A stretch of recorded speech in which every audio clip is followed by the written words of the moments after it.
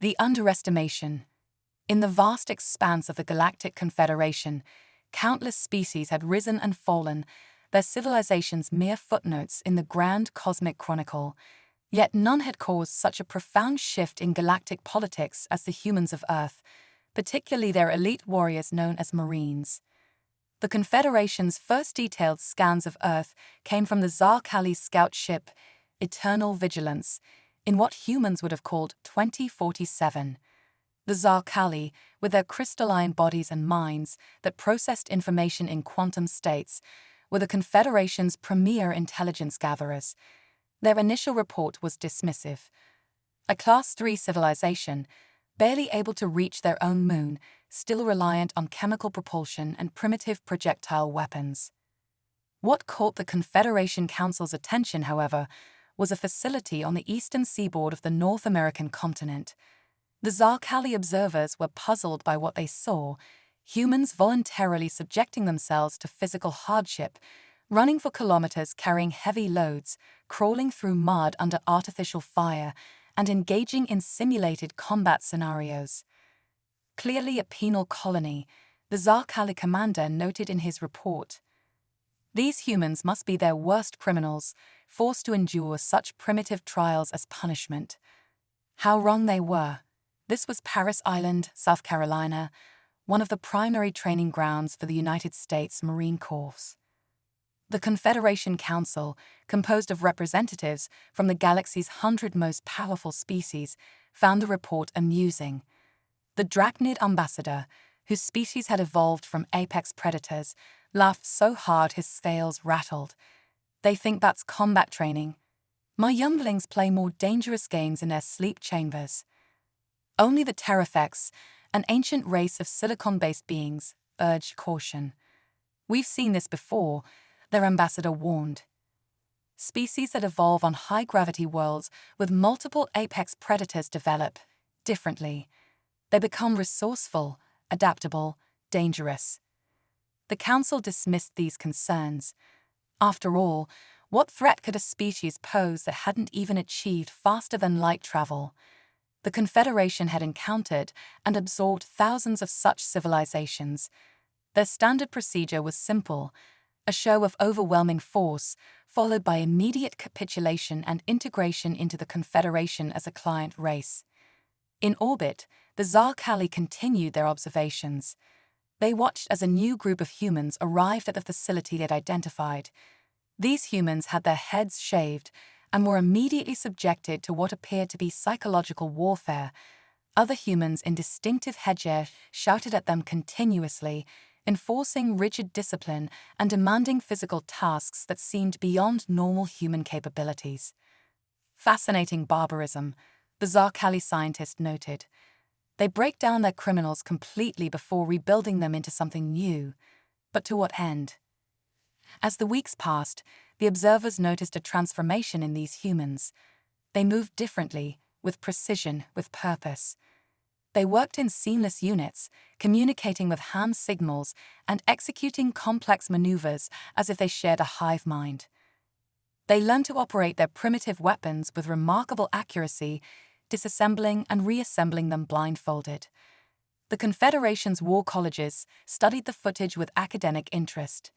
The Kraker, master strategists of the galaxy, pointed out the flaws in human tactics. See how they expose themselves to enemy fire to help their wounded. Inefficient. In real combat, they'd be slaughtered.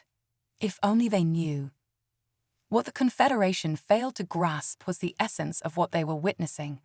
They saw the physical training, the weapons drills, the tactical exercises, but they missed the intangibles, the forging of an unbreakable spirit, the building of bonds stronger than family, the creation of warriors who would rather die than fail their fellow Marines.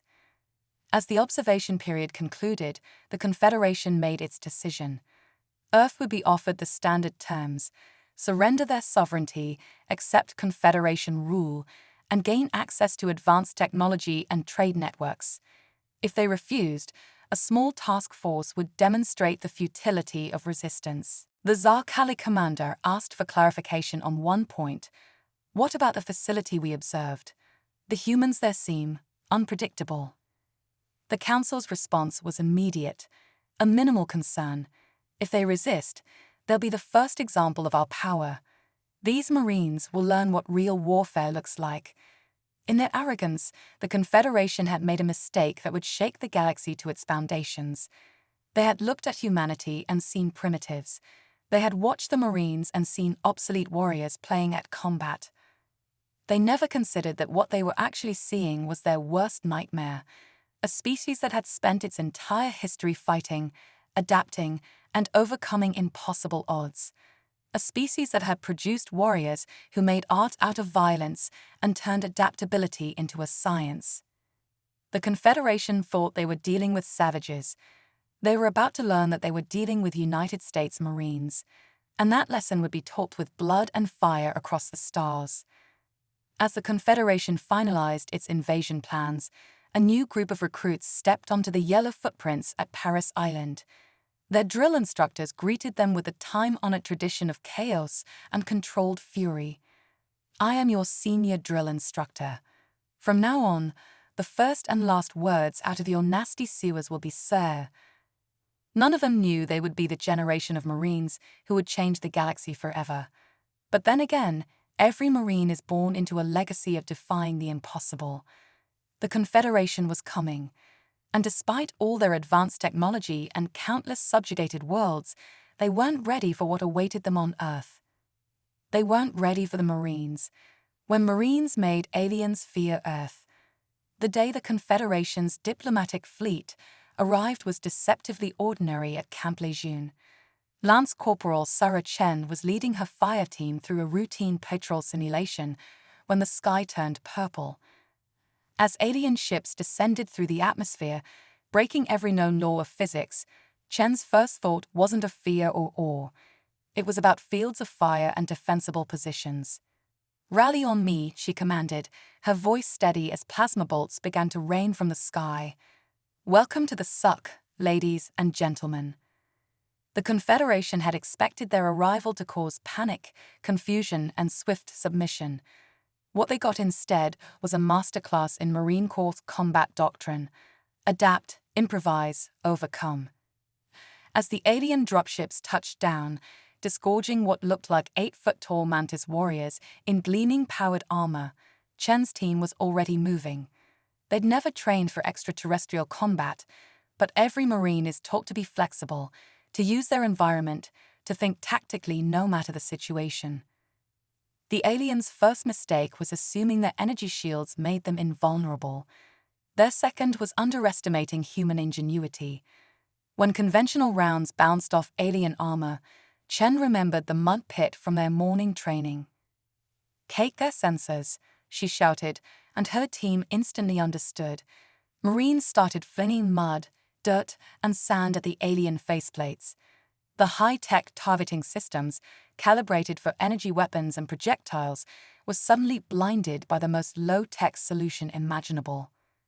In their after-action report, the Confederation commanders were bright. The humans employed some kind of advanced obscurant technology, rendering our primary sensors inoperable. They couldn't comprehend that it was just good old Earth dirt. As the aliens struggled to clear their visors, Chen's team struck. Combat knives, a weapon the Confederation had dismissed as a primitive ceremonial tool, found gaps in alien armor joints. Marine marksmen, trained to hit moving targets at 500 yards, shot through the tiny eye slits of alien helmets with deadly precision. Word spread quickly through the alien ranks. These humans didn't fight like any species they'd encountered before. They were relentless, unpredictable, and seemed to thrive in chaos. The Confederation forces had expected to find savage warriors. Instead, they found themselves facing something far more dangerous: professional soldiers who had turned violence into an art form, who had transformed warfare into a science. As the battle raged, Chen's team discovered something crucial. The alien command structure was rigid, dependent on constant communication. When one of her Marines managed to capture an alien comm device, they didn't just gain intelligence, they gained a weapon. Tech Sergeant Rodriguez, who'd been a hacker before joining the Corps, got to work. Within minutes, he was broadcasting conflicting orders on alien frequencies, causing confusion and friendly fire incidents among the invaders. "Sir," Rodriguez reported to Chen with a grin, "turns out their superior technology runs on code that looks a lot like JavaScript. They never expected anyone to hack it mid-battle." The aliens had brought overwhelming force, advanced technology, and centuries of combat experience. The Marines brought adaptability, determination, and the kind of creative problem-solving that only comes from endless training and a refusal to accept defeat. As the sun set on that first day of combat, the Confederation forces found themselves in an unthinkable position, retreating. Their casualties were mounting, their formations were in disarray, and their confidence was shattered. A Drachnid commander, his scales dulled with fear, sent an urgent message to the Confederation Council. "These Marines, they're not just warriors. They're something else entirely. They don't break. They don't fear. They just keep coming, keep adapting, keep finding ways to kill us." But it wasn't just the fighting that unnerved the aliens. It was the spirit of the Marines. Even wounded, even outgunned, they never stopped. They fought for each other with a ferocity that the Confederation, for all its power, couldn't comprehend. During a brief lull in the fighting, an alien commander attempted to negotiate, offering Chen's team a chance to surrender honorably. Chen's response became legendary. "We're Marines. We don't surrender. We make the enemy surrender." As night fell, the aliens believed they had the advantage. Their night vision technology was supposedly superior to anything on Earth. They didn't know that Marines train extensively in darkness, that they're taught to use all their senses, that they're most dangerous when the enemy thinks they have the upper hand.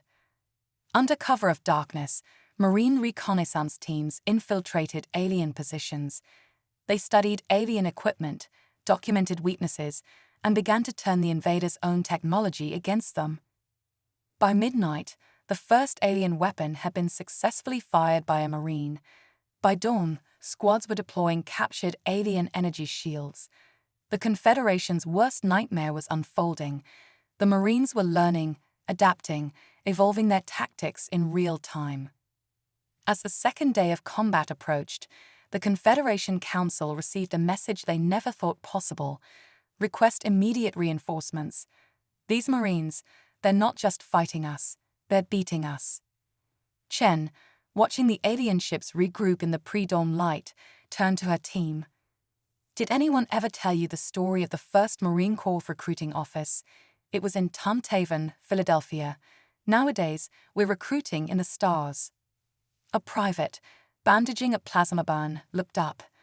"Think they'll ever make an alien Marine, Elsie Pole?" Chen smiled grimly. "Maybe. But they'll have to earn it just like we did. For now, let's focus on teaching them why you don't mess with Marines." As the sun rose on day 2, both sides knew something momentous was happening. This wasn't just a battle between species. It was a clash between two fundamentally different approaches to warfare. The Confederation brought overwhelming force. The Marines brought semper fidelis, always faithful, to their mission, to each other, to the corps. And as any Marine could tell you, faith, the right kind of faith, can move mountains. Or in this case, make aliens fear Earth. The Confederation never expected their own technology to become their downfall, but they'd never faced Marines before. In the secure underground facility beneath Quantico, Master Gunnery Sergeant Jake "Mad Dog" Martinez stood before a captured alien battle suit, his scarred face reflected in its iridescent armor. 3 days ago, this suit had been the enemy's greatest advantage. Now it was about to become their worst nightmare. "All right, devils," Martinez addressed the gathered Marines, his voice gruff from years of barking orders. "Time for some good news, and some better news. Good news. Our tech boys have cracked their quantum encryption. Better news. Turns out these ETs never heard of cybersecurity." A hologram flickered to life, displaying the alien suit's schematics. What the Confederation didn't know was that every piece of their technology contained a fatal flaw. It was designed to be perfect, but not adaptable. Marines, on the other hand, specialized in adaptation. "Sir," a young corporal raised a hand, "is it true that AI has simulated 1,000,000 battles?" Martinez grinned. "Yeah, but they never simulated Marines. Remember, they fight with programming. We fight with instinct." The next phase of Earth's counterattack was unlike anything the galaxy had ever seen. Marines didn't just use alien tech, they improved it.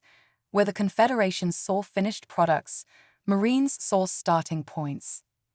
On the battlefield, the aliens watched in horror as their own weapons were turned against them, but with a distinctly Marine Corps twist.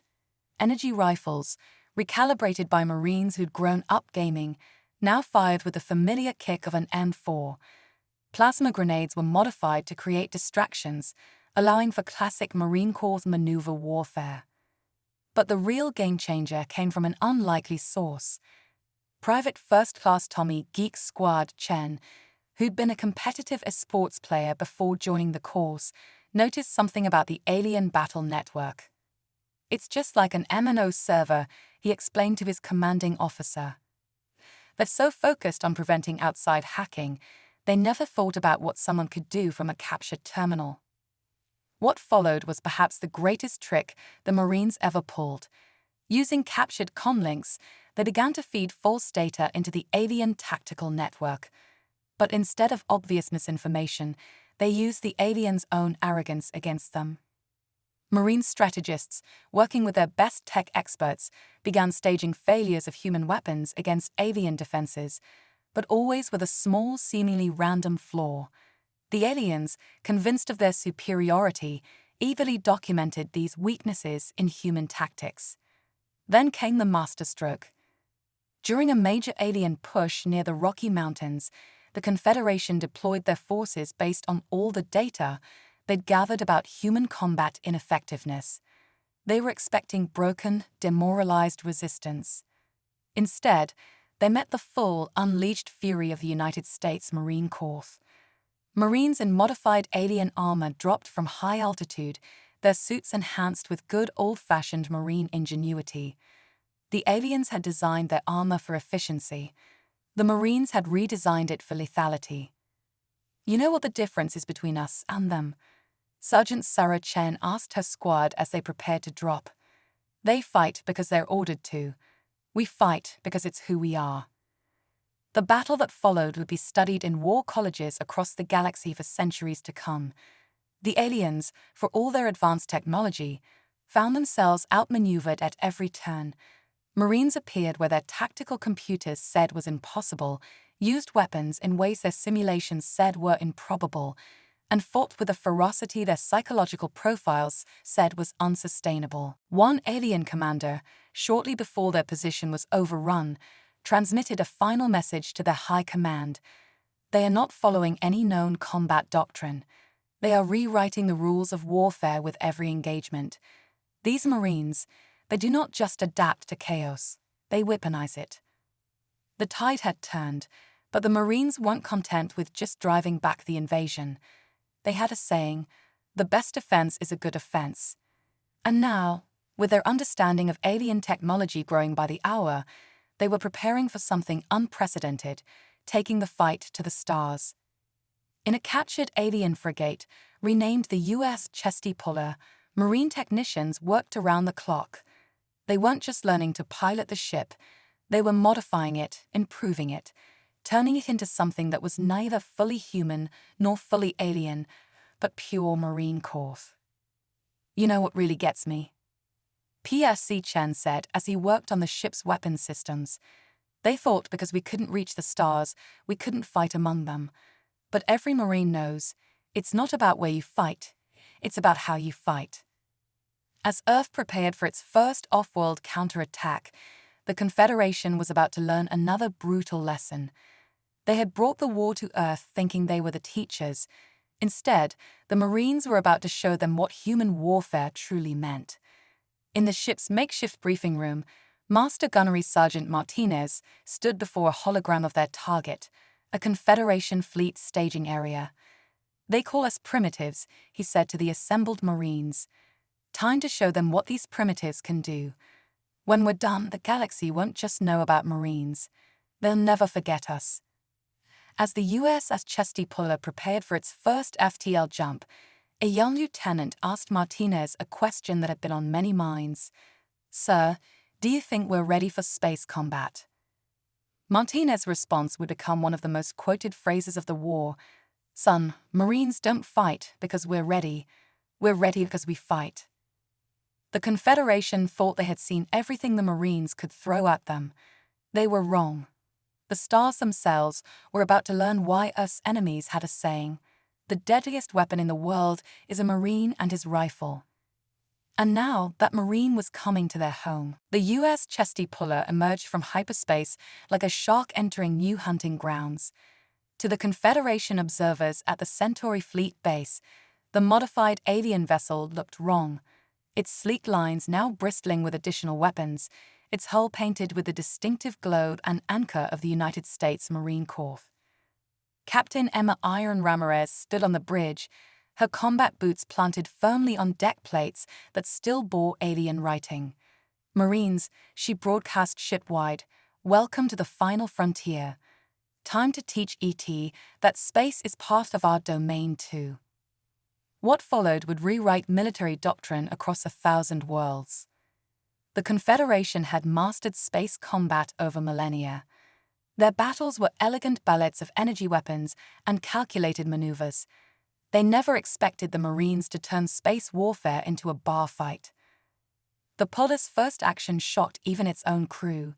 Instead of engaging at standard combat ranges, Captain Ramirez ordered a maneuver that the alien ship's AI labeled suicidal, a full-speed round toward the enemy's flagship.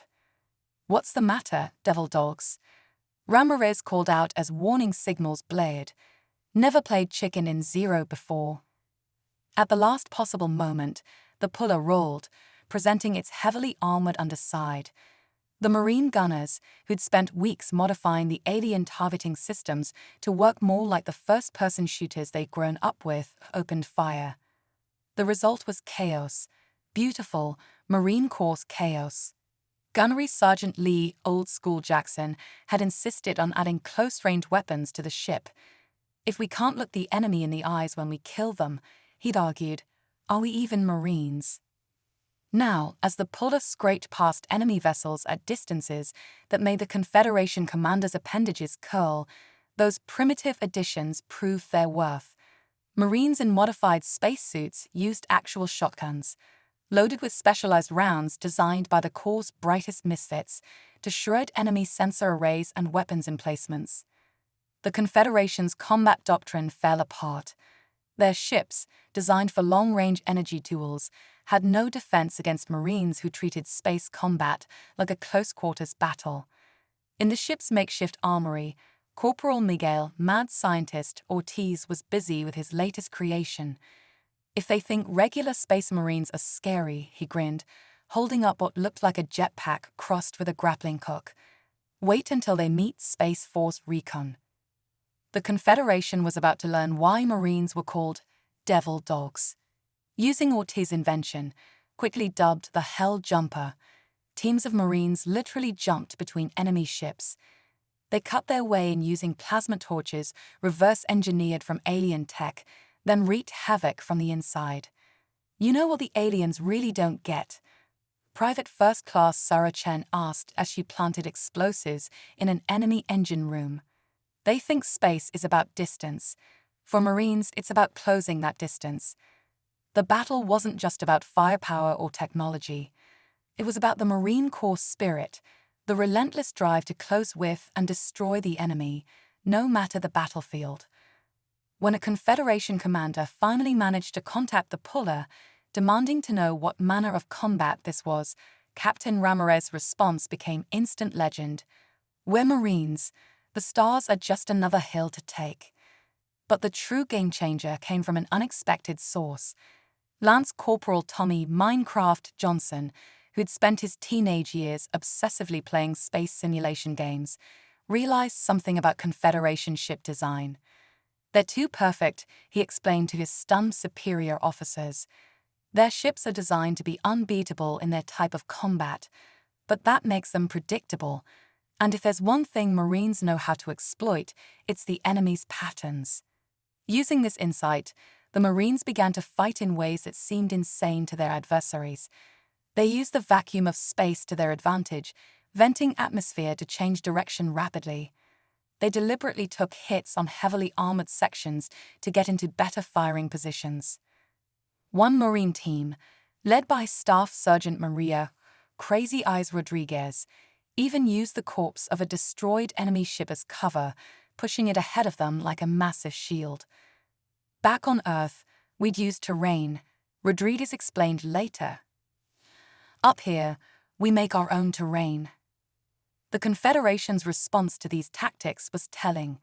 Their ships began to retreat from Marine vessels, keeping their distance from what one alien commander described as space demons in metal shells. But the Marines weren't done. They had learned from their enemies, adapted their technology, and now they were about to show the galaxy what happened when you combine alien tech with Marine Corps ingenuity. The Polar's final act in the battle was something no one saw coming. Using a combination of captured Confederation tech and good old-fashioned Marine Corps demolitions expertise, they turned an entire asteroid into a weapon. Remember the Alamo? Captain Ramirez broadcast on all frequencies as the massive rock, now fitted with engines and guided by Marine combat engineers, hurtled toward the enemy fleet. Well, this is the Alamo Express. The battle ended not with elegant energy weapon exchanges, but with Marines literally dropping a rock on their enemies, albeit a rock traveling at near-relativistic speeds. As the dust settled and the surviving Confederation ships fled, the Marines had proven something fundamental. It didn't matter if the battlefield was a beach, a jungle, or the vast expanse of space. Marines would adapt, overcome, and win. In the Polar's mess hall, now decorated with captured alien insignia, PFC Chen raised a coffee mug in toast. You know what makes Marines different? Aliens fight because they think they're superior. We fight because we know we have to earn our victories. Captain Ramirez, watching the stars from the bridge, allowed herself a small smile. The court had a new saying now, from the halls of Montezuma to the shores of Tripoli, and now to the edges of the galaxy. The Confederation would learn, as so many others had before them, that there was no terrain Marines couldn't conquer, no enemy they couldn't defeat, and no domain, not even space, where they wouldn't bring the fight to the enemy. After all, every Marine was now a space Marine, and the galaxy would never be the same. The Confederation's Supreme Council gathered in their Crystal Citadel, a structure that had stood undefeated for 10,000 years. Now, for the first time in their history, they faced not just defeat, but humiliation, at the hands of what they had dismissed as primitives. On every holo screen, the same images played, Marines turning the void of space into a combat zone, treating starships like buildings to be cleared, room by room. The final recording showed a Marine squad, led by the now legendary Captain Emma Ramirez, surfing a piece of destroyed spaceship through a planetary atmosphere, using it as a heat shield to deliver a strike team. Did you know? First Sergeant John History Buff O'Neill told his squad as they prepared for the final battle that Marines used to ride helicopters into combat. Now look at us, riding broken alien ships through space. Some things never change. The Confederation had one last card to play, the World Breaker Fleet. 1,000 ships, each capable of destroying a planet. They thought this would finally break the Marines' spirit. They were wrong. As the World Breaker Fleet assembled, the Marines unveiled their masterstroke. For months, they hadn't just been fighting. They'd been learning, adapting, and preparing for this moment. Ladies and gentlemen, announced General Sarah Chen, no longer a Lance Corporal, but now the commander of Earth's Unified Defense Forces, Operation Trojan Horse is a go. Across the galaxy, on every Confederation world, sleeper agents activated, but these weren't traditional spies. They were Marines who had allowed themselves to be captured, who had endured imprisonment and interrogation, waiting for this moment. Gunnery Sergeant Tommy Geek Squad Chen, who'd been captured 3 months earlier, grinned as he input the final line of code into the Confederation's master defense network. Time to show them why you don't let a Marine near your computer. Suddenly, across the 1,000 ships of the Worldbreaker fleet, systems began to fail. Weapons powered down, shields deactivated, and on every screen, a simple message appeared. Aurora. But the real surprise came next. The Marines hadn't just hacked the Confederation's ships, they'd reprogrammed their AAs. And they'd taught them something the Confederation had never understood, the concept of choice. Ship after ship, the AIs made their decision. They'd watched the Marines fight, observed their code of honor, their willingness to die for each other, their unbreakable spirit, and they chose to stand with Earth. You know what the difference is between us and them? Captain Ramirez broadcast to the remaining hostile ships. We don't need to break worlds to win wars. We just need Marines. The Battle of the Broken Fleets, as it came to be known, wasn't just a military victory. It was a revolution. Marines, fighting alongside reprogrammed airships, demonstrated a type of warfare the galaxy had never seen. They combined the strategic brilliance of artificial intelligence with the adaptability and indomitable spirit of the Marine Corps. Master Gunnery Sergeant Martinez, leading a boarding action on the Confederation flagship, summed it up best. The enemy thought I would make war predictable, but they forgot. War isn't about predictions, it's about warriors. As the battle reached its climax, the Marines unveiled their final surprise. They offered the Confederation a choice: surrender or face not destruction, but education. We'll teach you how to be Marines, General Chen announced to the galaxy. Not because we have to, but because that's what Marines do. We make the weak strong. We turn chaos into order. And we never, ever leave anyone behind, even our enemies. The Confederation's Supreme Council, watching their invincible fleet stand down or defect, finally understood. They hadn't just faced a military force. They'd encountered something their perfect, orderly civilization had forgotten could exist: the human spirit, distilled into its purest form, the United States Marine Corps. In the years that followed, the galaxy changed. The Confederation dissolved, replaced by a new alliance, the Galactic Marine Corps. Alien races, inspired by Earth's Marines, began sending their own youth to Paris Island, hoping to instill in them the same indomitable spirit. But becoming a Marine wasn't about species anymore. It was about embracing a code, a way of life that transcended biology. As drill instructor Martinez, now training the first class of alien recruits, liked to say, "I don't care if you breathe oxygen, methane, or pure radiation. By the time I'm done with you, you'll breathe Marine Corps spirit." The legend of the Marines grew. Across the stars, children of 1,000 species played at being Earth Marines. They memorized the names: Ramirez, Chen, Martinez. They dreamed of earning the title themselves. But perhaps the greatest testament to the Marines' impact came from an unexpected source. The AI of the USS Chesty Puller, when asked why it had chosen to fight alongside humans, replied with words that would be inscribed on recruitment posters across the galaxy. "Logic is predictable, courage is unstoppable. Marines taught me to be both." On Earth, at the newly established Galactic Marine Corps headquarters, General Chen stood before a statue depicting a Marine planting the Corps flag on a distant world. Next to it, an eternal flame burned, its base inscribed with words that had gained new meaning. First to fight, last to fall, Marines lead the way, from Earth to eternity. And in orbit, a new class of recruits, human and alien alike, prepared to earn the title that now meant more than any species, any civilization, any power in the galaxy: United States Marine. Because some legends don't just survive, they semperfy.